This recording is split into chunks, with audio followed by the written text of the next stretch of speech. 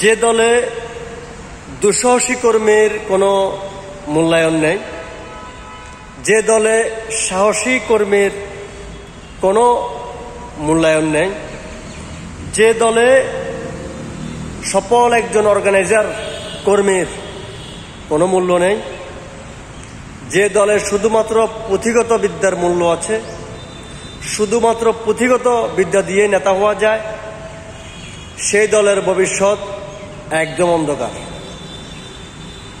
পুঁথিগত বিদ্যা দিয়ে একটা শিক্ষা প্রতিষ্ঠান চালানো যায়, সম্ভবত নিজেকে চালানো যায়।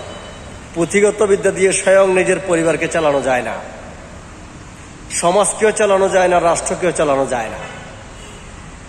যারা শুধুমাত্র পুঁথিগত বিদ্যা দেখে এবং পুঁথিগত বিদ্যা দিয়ে নেতা হচ্ছে, তাদেরকে বলছি আপনারা সম্পূর্ণ ভুল পথে আছেন।